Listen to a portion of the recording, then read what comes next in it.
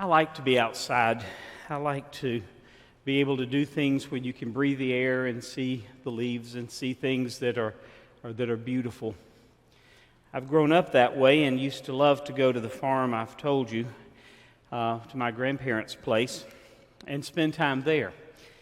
And I remember times we would go and we'd get there in the evening and spend the night. The next morning I'd get up, maybe we were going to be there 2 or 3 days, and I had a day planned, what I was going to do. I was going to go outside. I was going to, walk in the woods or run in the fields or do whatever I wanted to do.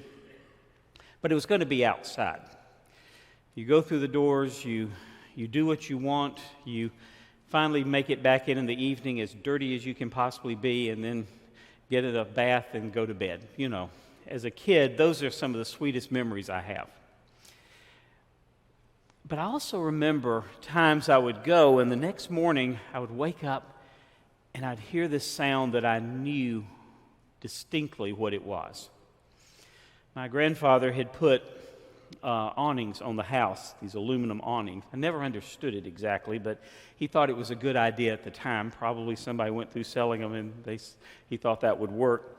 So he'd put these awnings up, and I could hear the rain dripping off the eave of the house onto those metal awnings, and it was a rhythmic sound that was unmistakable.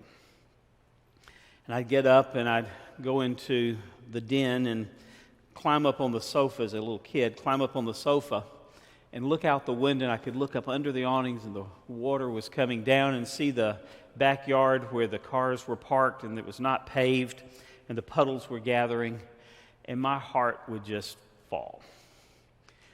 I wasn't going to be able to go outside. It was raining. It was a mess. I was down there. I had all my plans made, and I couldn't do anything I wanted to do because it rained, the spoiler of my day. Well, grandmother would come in. We'd have breakfast, and I'd be moping around, and I'd say, "Grandmother, why did it have to rain?" And she'd say, "Well, I don't know why, but let's go on the front porch and see what it looks like." And she'd grab up a handful of things, and we'd go out on the front porch, and we'd look out, and there were awnings all the way around that too. And we'd look out, and we'd see the rain there, and we'd talk a little bit, feel the breeze, and it was, middle Georgia, so it was hot breeze, and it was warm rain. And we'd say, "Grandmother, could we go out, take off our shoes and go out and run around in the puddles out there?" And she'd say, "Well, your mom wouldn't let you do it, but you're at grandmother's house. You can do it here." So here we would go and out padding into the yard. And we would play and splash and get totally filthy. And then about an hour or two later, she'd bring us back in the house and have a warm bath. And we'd get in the tub. She'd always have some Mr. Bubble, and we'd put too much in, and it would go up about half the way of the bathtub. Mom would have had a fit, but we were at grandmother's house, so we could get by with it there. We'd take a bath, get out, it was about time for lunch, but we'd go back out on the front porch, and she would have taken some quilts and sheets and put them out there. And we'd start turning chairs back and forth on the porch, upside down and to the side, and take all the sheets and blankets and stretch them across and make a whole room full of tents. And we'd crawl up in there and take our toys, and then she'd bring us a picnic lunch up under the tent, and we would just play to our heart's content. That evening, we'd go into the den, and we'd all sit down and watch a couple of TV shows, and we'd go to bed. And as we would drift off to sleep, we'd say, "I sure hope it rains tomorrow, too."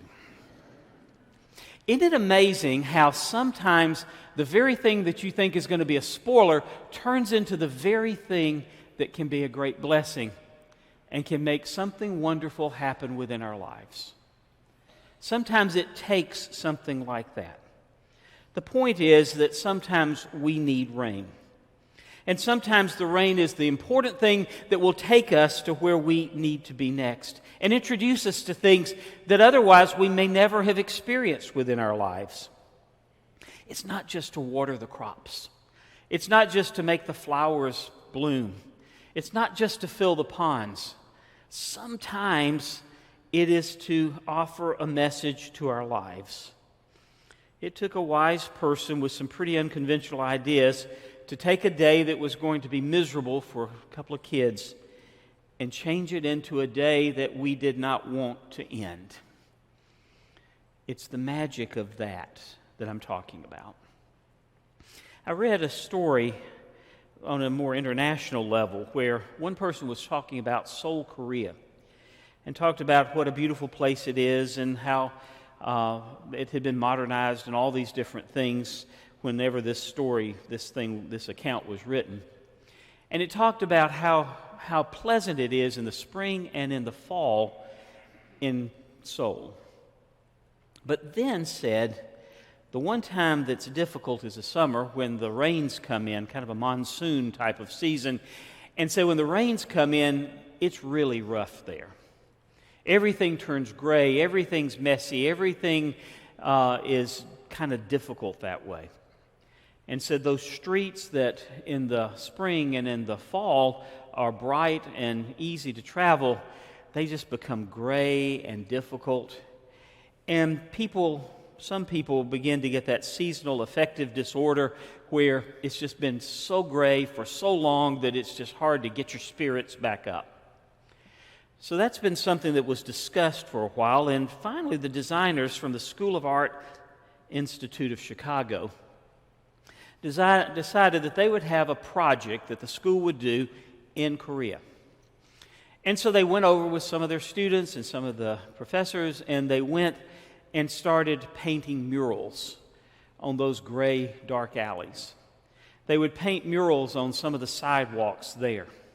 You'd have fish, and you'd have plants, and you'd have some birds up, or whatever they decided to do, and they used bright colors, things that would be very beautiful, and that would kind of break the monotony of the grayness of things, hoping to add some color and some special feel to that particular area. The interesting thing is that one of the characteristics of the art that they painted, those murals, was that they used a hydrochromatic paint, a paint that you can't see unless it rains. So you go down the street and the wall looks pretty much the same, but when the rain comes, it comes alive with color and vibrance. That you walk down the sidewalk and it looks like a plain old sidewalk until the rain hits it, and when the rain hits it, it comes alive.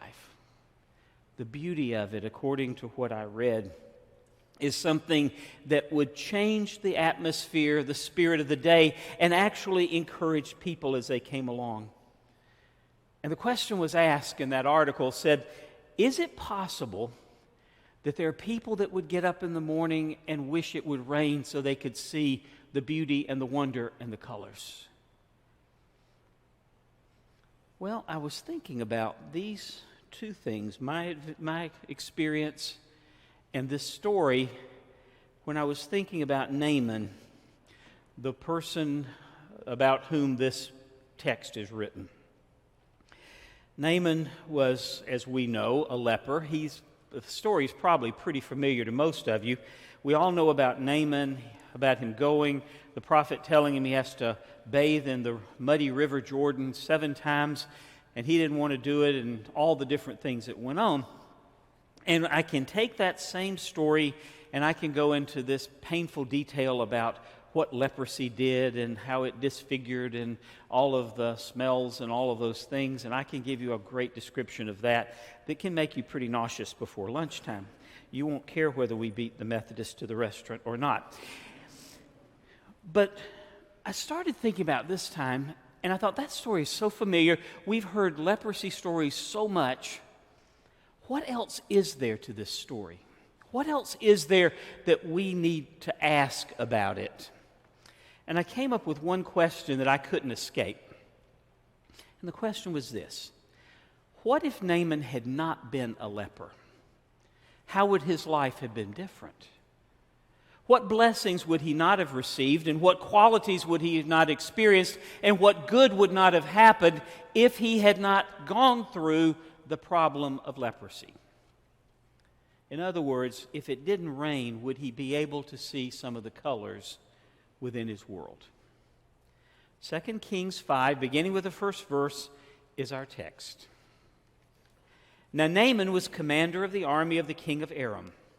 He was a great man in the sight of his master and highly regarded because through him the Lord had given victory to Aram. The idea was he was not particularly a godly man, but they would always say that if the victory came, especially within the scriptural context, if the victory came, God's the one who gave that victory. Whether he realized it or not, he was an instrument of God in giving a victory there. He was a valiant soldier, but he had leprosy, it says. Verse 2. Now bands of raiders from Aram had gone out and taken captive a young girl from Israel, and she served Naaman's wife. She said to her mistress, "If only my master would see the prophet who is in Samaria, he would cure him of his leprosy." Now there's a question that comes up here. You have someone who is taken into servitude there, and we won't get into the debates about that. But she was taken there, but somehow or another had bonded so much with the family that she cared what happened to him. If there was not a good relationship, if he didn't have some characteristic that blessed her in some way, she wouldn't have cared whether he got well or not, and might have even celebrated a little bit when he was pained by that. But for some reason or another, her heart and her care, her arms were open to this man. So she said, if he would only go see this prophet in Samaria, he would cure him from his leprosy. Verse 4, Naaman went to his master, the king, and told him what the girl from Israel had said. "By all means go," the king of Aram said. "I'll send a letter to the king of Israel." So Naaman left, and taking with him 10 talents of silver, 6,000 shekels of gold, and 10 sets of clothing, the letter that he took to the king of Israel read, "With this letter I'm sending my servant Naaman to you so that you may cure him from leprosy." What an unusual request was made. The king got this out of the clear blue, didn't know what to do with it. He wasn't a healer, had never spent his time healing anybody, so he turns around and he becomes distressed. He said, it says in verse 7, as soon as the king of Israel read the letter, he tore his robes and said, "Am I God? Can I kill and bring back to life? Why is this fellow sending me someone to be cured from leprosy? Oh, he's trying to pick a quarrel with me."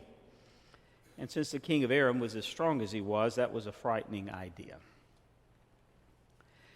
When Elisha, the man of God, heard the king of Israel had torn his robes, he sent him a message. "Why have you torn your robes? Have this man come to me, and he'll know there is a prophet in Israel."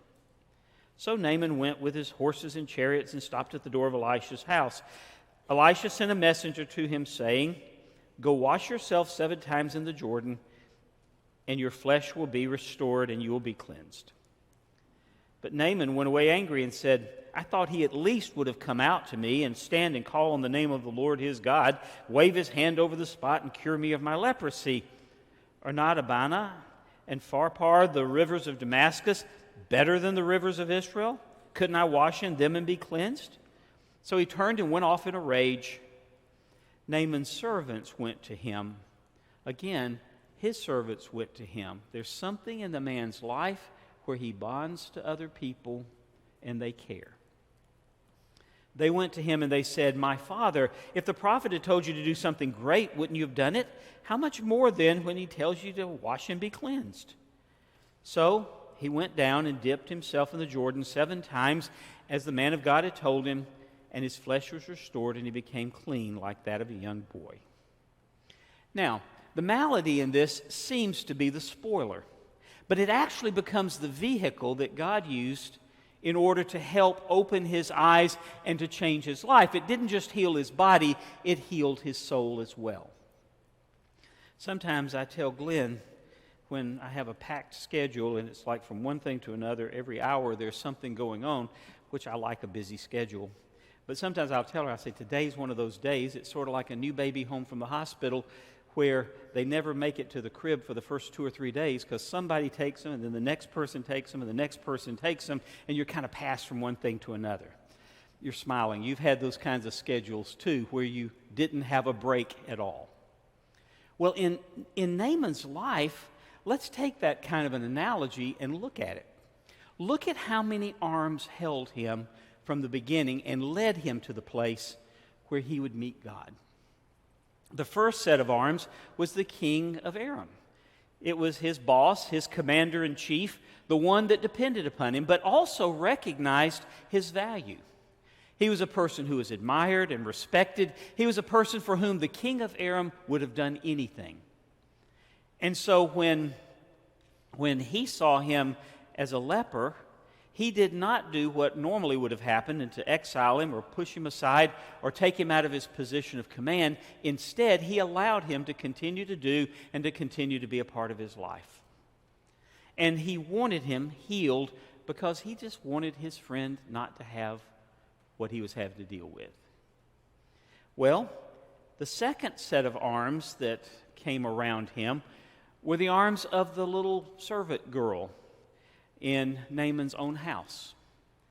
And when she knew and saw what he was going through and knew about the prophet, she went to and kind of stepped out of her role and said, look, let me give a little advice here.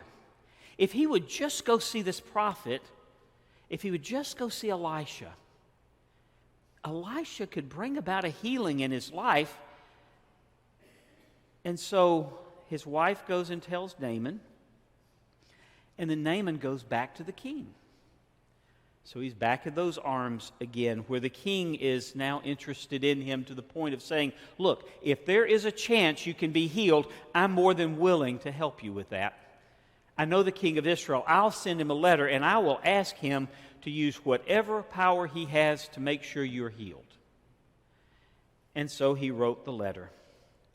And the letter probably read, when you read this letter, you'll know I've personally sent my servant Naaman to you, heal him of his skin disease. Now he's handed off to the king of Israel. The king of Israel doesn't want him. Here he is. No, I don't want him. Don't send him to me. Are you trying to pick a quarrel? I've never done anything like this. And so the king of Israel becomes upset, doesn't know what to do with him. He's got this general who has leprosy and the expectation of his enemy king that could come and overrun him, and says, go do something for him. And so the prophet hears about it and says, send him to me. My arms are open. I'm ready to receive him and to do what I may in his behalf. Send him to me, and he will know there's a prophet in this land. So the king of Israel sends him there.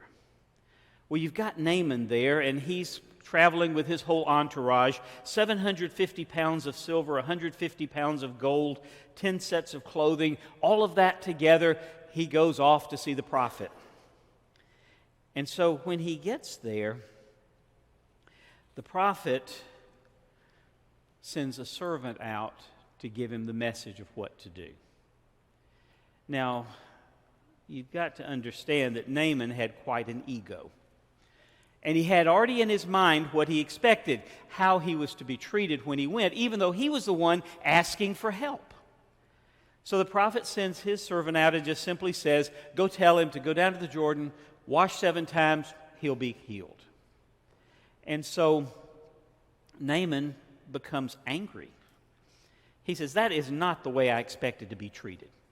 He says, what I expected was for him to come out. And he'd been watching too much late night faith healing shows.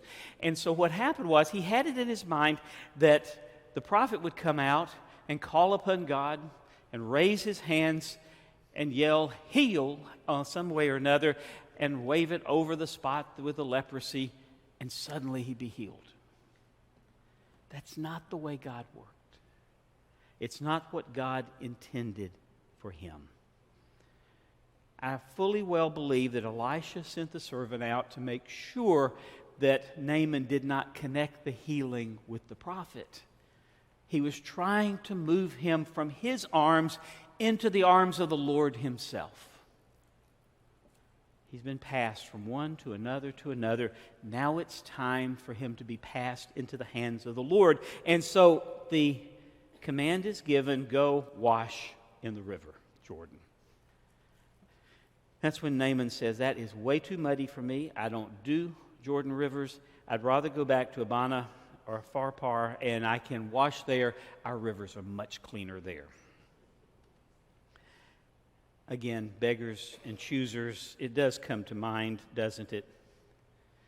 The illness that is the reign in his life is something that needs to find its message in his life. So Naaman was angry, started to leave, and as he starts to leave the arms of the one that was trying to help him, his own servants went to him and said, "Father,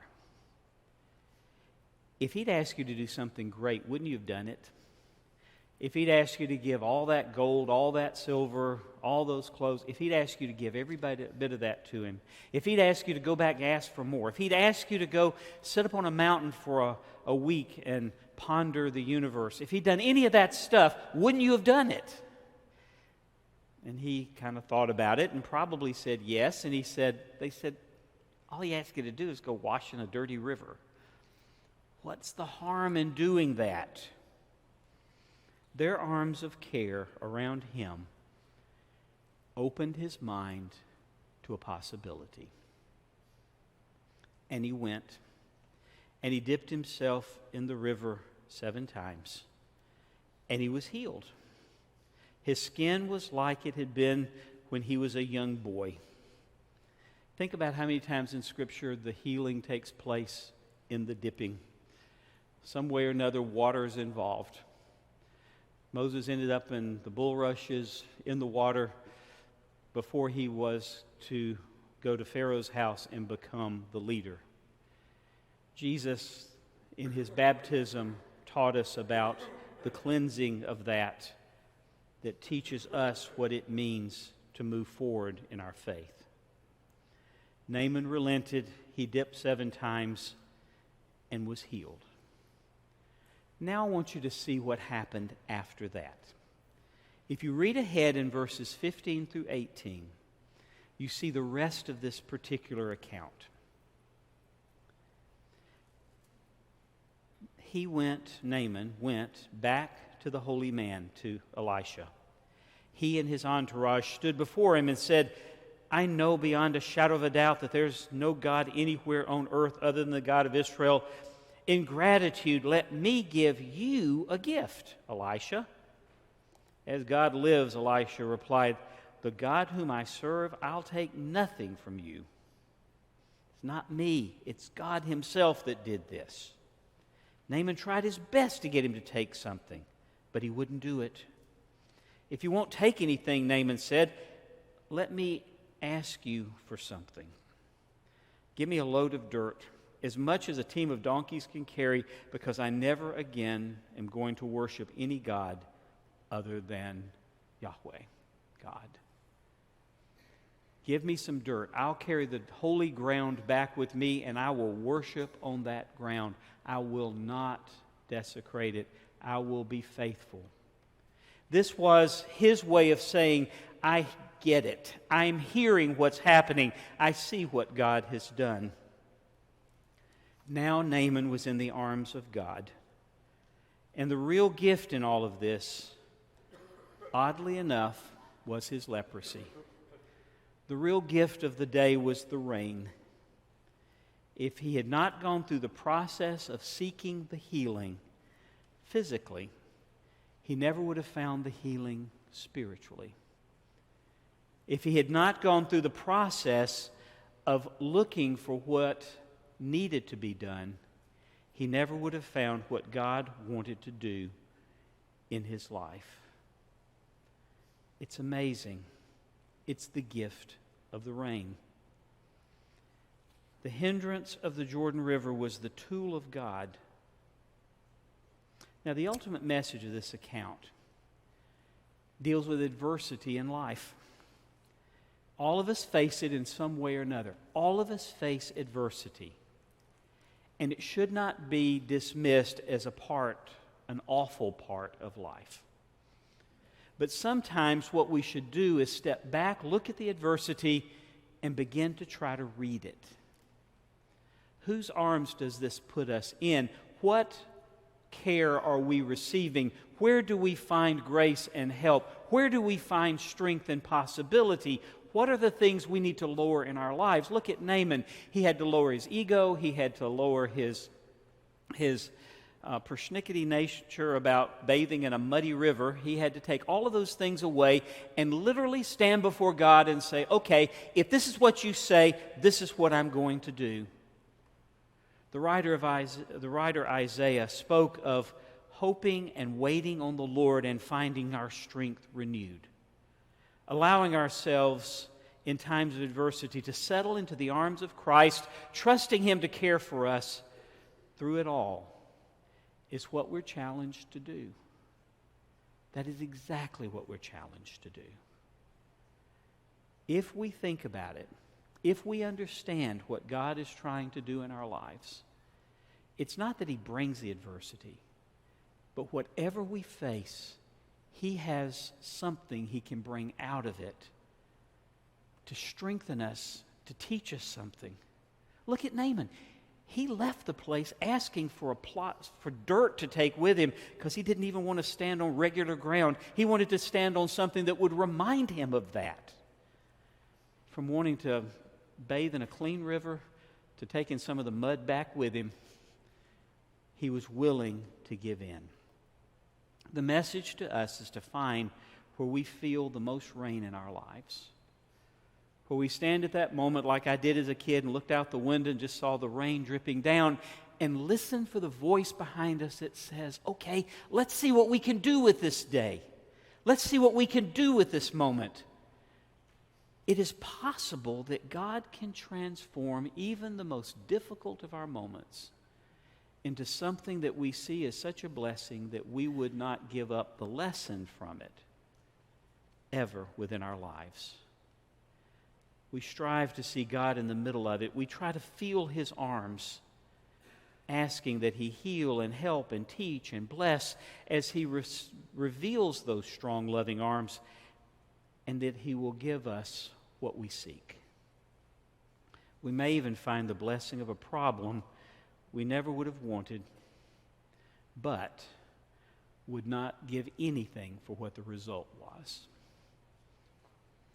I actually grew up appreciating rainy days. That's something I did learn in my life. And sometimes the rainiest of my days are the days that I find God's greatest strength. What did He tell Paul? He said, in your weakness, I'm stronger.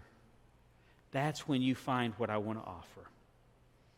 While the weather outside may not affect us quite as dramatically as it did in Seoul, Korea, sometimes we find ourselves in the midst of a monsoon season of our own souls.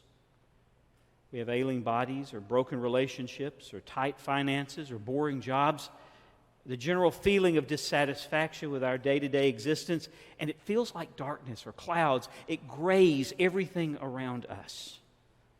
That might be the very moment that brightens and shows us where God is and where God is leading us. That's a hard lesson, but it is so important.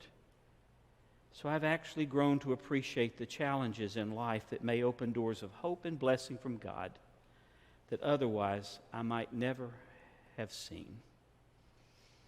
I received a wonderful picture of a newborn baby this week, awakening on his first day home from the hospital.